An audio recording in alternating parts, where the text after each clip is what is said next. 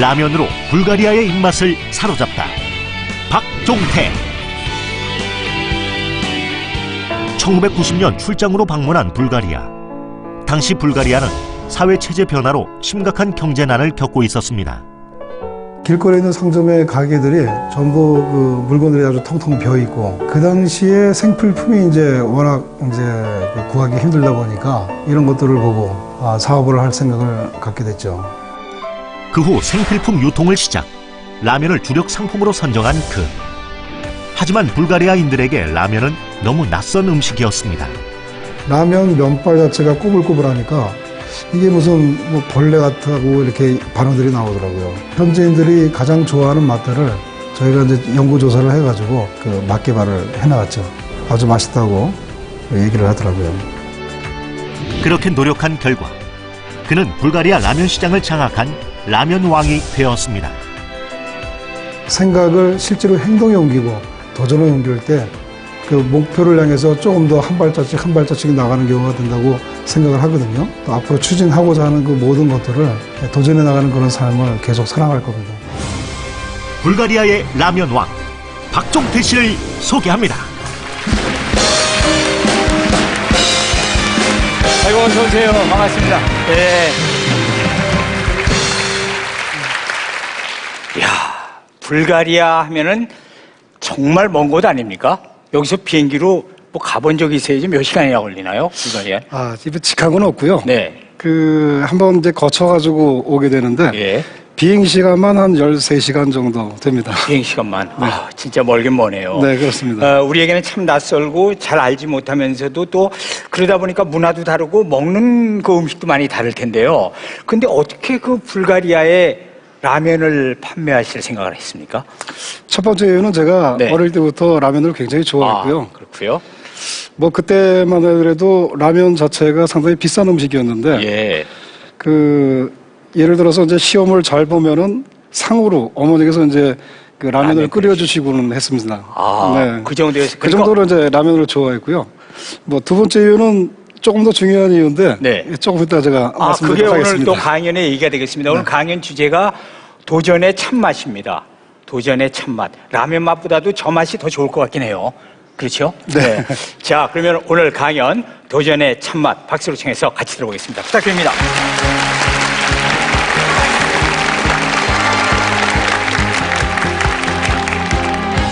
안녕하세요. 박종태입니다. 여러분, 라면 좋아하시죠? 네, 저도 라면을 참 좋아하는데요. 이 불가리아 사람이 한국 사람처럼 라면을 좋아하는 것 알고 계십니까?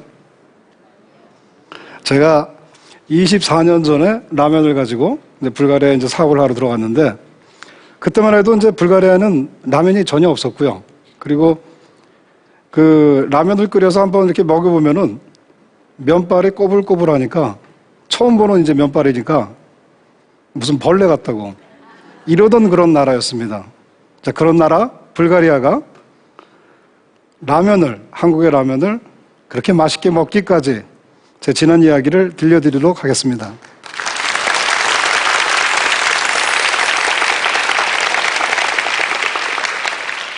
저는 이제 한국에서 대학을 졸업하고요. 무역회사에 이제 입사를 했습니다. 그리고 1990년에 처음으로 외국을 나가는 비행기를 타고 해외 출장을 나가게 됐죠. 그 나라가 불가리아였습니다. 첫 해외 여행인데 불가리아로 여행을 떠난 거죠. 1989년만 해더라도요, 제가 떠나기 한 해 전만 해더라도 불가리아는 이제 공산주의 국가였습니다. 그래서 우리가 전혀 가볼 생각을 못했던 그런 나라였죠. 불가리아에 딱 도착을 하니까요, 제가 아주 깜짝 놀라겠더라고요. 그때 상황이 어떠냐면요, 과거 공산주의 시절에는 길거리에 있는 모든 상점들의 그 상품들을 이제 국가에서 주도적으로 이렇게 유통을 시키던 그런 체제였죠. 근데 그런 체제가 이제 그 공산주의가 무너지면서 그 전 시스템이 토탈로 무너진 겁니다. 영상에 나와 있지만은 가게들이 이제 텅텅 비어 있었고요. 그리고 이제 불가리아 사람들은 이런 상황이다 보니까 생필품을 구하려고 정말 난리를 치던 그런 시대였습니다. 그때 당시에 불가리아 사람들이요, 항상 가지고 다니는 그 필수품이 하나 있었어요. 그게 어떤 거였냐면은 바로 비닐봉지였습니다. 그 비닐봉지가 정말 긴급할 때 사용할 수 있는 쇼핑백이었죠. 길거리를 지나가다가 상점 앞에 저렇게 이제 줄을 이게 길게 서 있으면은 거기서 뭘 파는지도 모르고 일단 줄부터 씁니다. 그리고 물어보죠. 여기 뭘 파냐? 빵을 판다, 계란을 판다. 뭐 그렇게 이제 생필품을 이제 조달해 쓰던 그런 시대였습니다. 저는 출장 업무로 왔지만은 그런 상황을 보면서 마음속으로 결심을 했죠. 아, 여기가 내가 사업할 곳이구나. 그런 생각을 가졌습니다. 간혹 사람들이 저에게 그런 말을 하더군요. 그렇게 어려운 상황이었는데 어떻게 사업할 생각을 가졌냐고. 그런데 저한테는 그런 모든 어려운 상황들 자체가 저한테는 기회로만 보였습니다.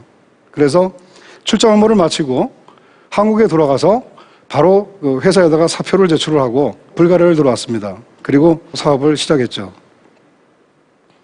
그때 참 제가 취급했던 아이템이요, 아마 100여 가지 정도 될 겁니다. 뭐 식료품도 시작을 했고요.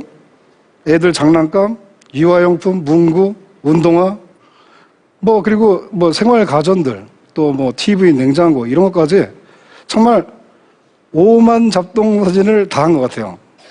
왜 그러냐면요, 그때 당시 상황이 뭐 가게들이 아주 텅텅 비었으니까요.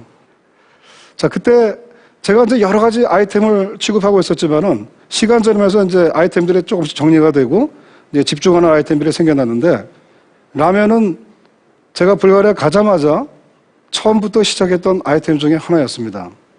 왜 라면을 시작했을까요? 저는 기억이 또렷이 있습니다. 한국에 처음 라면이 이제 소개된 때가 한 1960년대였었는데, 그때 가난했던 서민들에게 정말 배고픔을 달래줬던 그런 식품이었거든요. 그래서 불가리아의 그 상황들을 보면서 그 식품자들이 참 원활치 않은 그런 상황들을 그 라면으로 이렇게 달래주면은 정말 좋은 아이템이 되겠다, 이런 마음이 있어가지고 라면의 라자도 모르는 그런 시장이었지만은 라면을 처음부터 소개해 나가면서 라면 시장을 일궈 나가기 시작했습니다. 자, 그런데 어떻게든 이 아이템을 알려야 되겠는데 방법이 없었습니다. 어떻게 해야 될까? 과연 어떻게 해야 이 불가리아 사람들한테 라면을 좀 단시간에 빨리 싸게 알릴 수 있는 방법이 뭘까? 이걸 연구를 했죠. 그러다가 생각해낸 것이 시식회였습니다. 유명 호텔의 셰프들을 제가 초청을 했습니다. 5성급 호텔의 셰프들만, 아주 유명한 분들만 몇 번 초청을 해가지고 유명 호텔의 연회장에서 라면 시식회를 열었습니다. 참 말도 안 되는 얘기죠. 지금 생각해봐도 제가 좀 웃음이 나옵니다. 그런데 그 셰프들 모아놓고, 그리고 이제 여러분들처럼 이제 그 기자단들이 앞에 이제 쭉 있었죠. 신문 기자들, 라디오 기자들, 뭐 TV 기자들 이렇게 앞에 있고 라면을 끓여가지고 라면을 이렇게 이제 시식을 시키는데, 그 셰프 중에 좀 탑에 있는 사람이 시식하는데 얼굴 표정이 별로 안 좋더라고요. 그래서 이거 모처럼 기획한 이 시식회가 성공을 못하면 좀 큰일일 텐데, 이런 걱정을 하고 있었는데, 여하튼 이 라면을 이렇게 줬더니 그 포크로 조금 잘라가지고, 정말 그 쥐꼬리만큼 잘라가지고 입에 이렇게 넣더라고요. 그리고 이제 오물오물 거리더라고요. 참 마음 같아서는 우리들 라면 먹는 방식으로 그냥 후룩 짭짭 이렇게 먹었으면 좋겠는데 그렇게 안 하더라고요. 이게 좀 속은 상했는데 어쨌든 좀 기다려보기로 했습니다. 한 입을 오물오물 거리더니 그 다음에는 포크를 들더니, 우리 스파게티 먹을 때 이렇게 찍어가지고 돌돌돌 말잖아요. 똑같은 식으로 이렇게 돌돌돌 말더니 라면을 이렇게 한 입 먹더라고요. 그러더니 그 사람이 하는 말이 레스노, 구스노, 부르조, 이런 말을 하더라고요. 그 말이 뭐냐면은 레스노란 말은 간편하다, 구스노 맛있다, 부르조 빠르다, 이런 말인데, 그 말을 듣고 이제 옆에 있던 셰프들이 같이 시식을 하고 뭐 좋다는 말, 도브레 뭐 이런 말을 이제 하게 됐죠.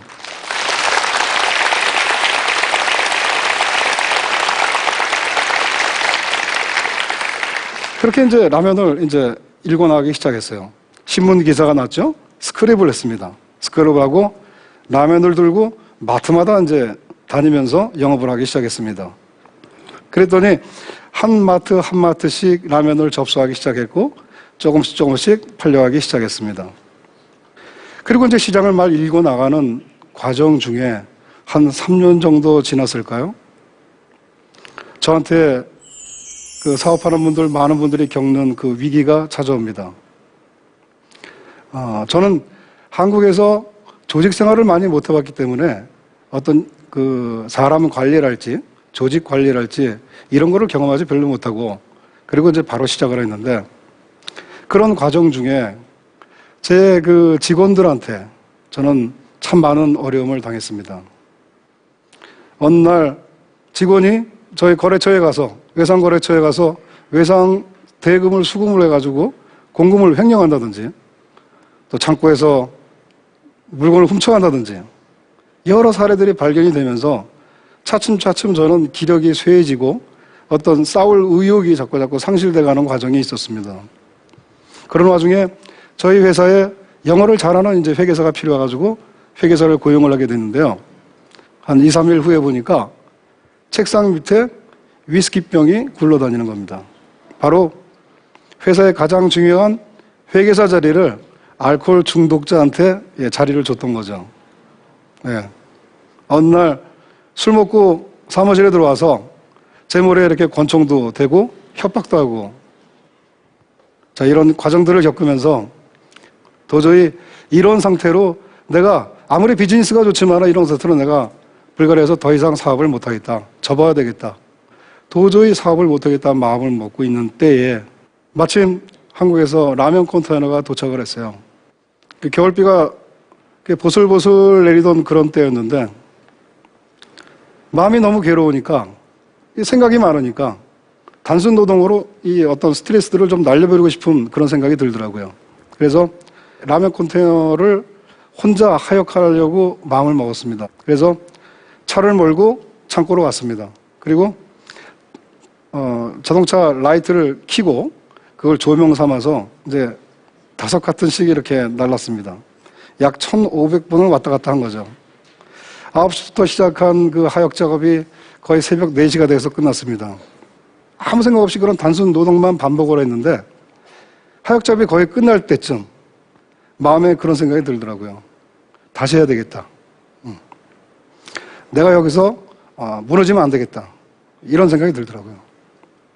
그리고 다음날 일어나서 정말 새로운 기분으로 이제 직원들을 새로 뽑고 그리고 이제 비즈니스를 다시 일궈가기 시작했습니다.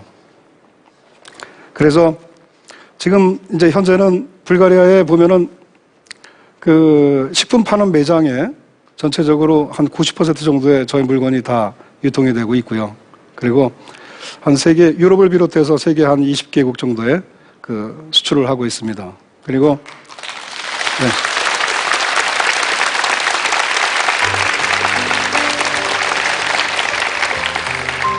여러분, 제가 불가리아에서 이 사업을 시작할 때, 자본이 없었죠. 돈이 없었습니다. 그리고 이국 땅에서 사업하는 그런 두려움도 있었습니다. 참, 그때 생각하면 좀 막막한 그런 생각도 드는데요. 이 어려운 상황 자체가 저한테는 이 기회로 느껴졌고, 그걸 계속 도전하는 그런 삶을 살았습니다. 제가 가만 보면요, 이 라면 맛이 우리가 알고 있기에 중독이 있다고 그러잖아요. 중독성이 좀 있다고. 근데 이 도전도 보면은 좀 중독성이 있는 것 같아요. 여러분들 이제 여러 가지 계획들, 생각들 많이 갖고 계실 텐데요. 정말 생각하고 계획하는 거에 그치지 마시고 행동하고 도전하면서 정말 도전의 참맛을 느끼는 그런 인생을 사시길 바랍니다. 감사합니다.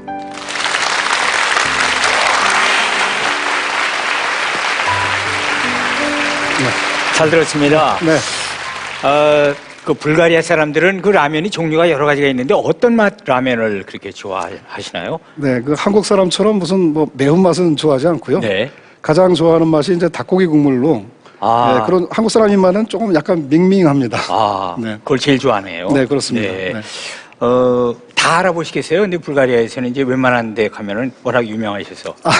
네. 그럼 불가리아 가서 여러분들, 길 가시다가 어려운 일에 봉착하시면 박종태 씨 하고 부르면 될 것 같아요. 콜하십시오. 네, 언제든지 전화하시거나 연락하시면 될 것 같습니다. 네. 그 정도로 진짜 불가리아에서 라면 왕으로 아주 유명하신 분입니다. 오늘 도전의 참맛이라는 그런 주제로 강의를 해주셨습니다. 감사합니다. 감사합니다. 수고하셨습니다.